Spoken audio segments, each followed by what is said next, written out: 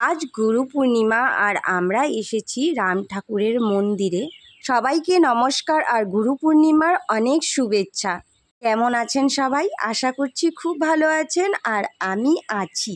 বেশ ভালো না, কিন্তু মোটামুটি আছি। 2-4 দিন ধরে আমার শরীরটা এত খারাপ ছিল, সেই জন্য সময় মতো আমি ইউটিউবে ভিডিও পোস্ট করতে পারিনি। কাল ডক্টর দেখিয়ে আসার পর আজ একটু ভালো হয়েছি, সেই জন্য চলে গেছিলাম রাম ঠাকুরের মন্দিরে। মনে হচ্ছে সেখানে গিয়ে আমি আরও বেশি ভালো হয়ে গেছি।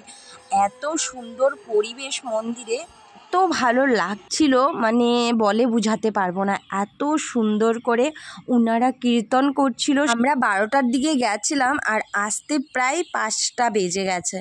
এত সময় মন্দিরে বসার পরও মনে হচ্ছিল না যে আমরা এত সময় বসেছি। আর এত লোকজন হয়েছে, মানে কি বলবো আপনাদেরকে।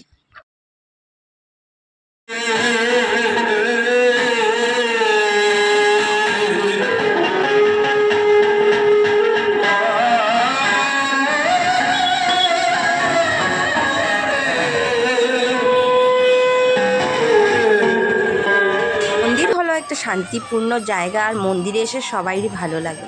এখন কোনো মানুষ নেই যে মন্দিরে গেলে ভালো লাগে না, আমার মনে হয়। তো এবার প্রসাদ নেওয়া যাক। প্রসাদ নেওয়ার জন্য কত বড় একটা লাইন লেগে গেছে। আমি তো বলি, প্রসাদে এত কিছু দিয়েছে আর এত লোকজন আর এত সুন্দরভাবে দিয়েছে সবাই।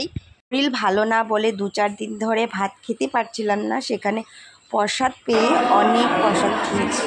প্রসাদ খাওয়ার পর চলে এসেছি বাইরে, এসে দেখছি কীর্তন পার্টি চেঞ্জ হয়ে গেছে। তো ভাবলাম ওনাদেরও কীর্তন আপনাদেরকে আরেকটু শুনিয়ে দিই।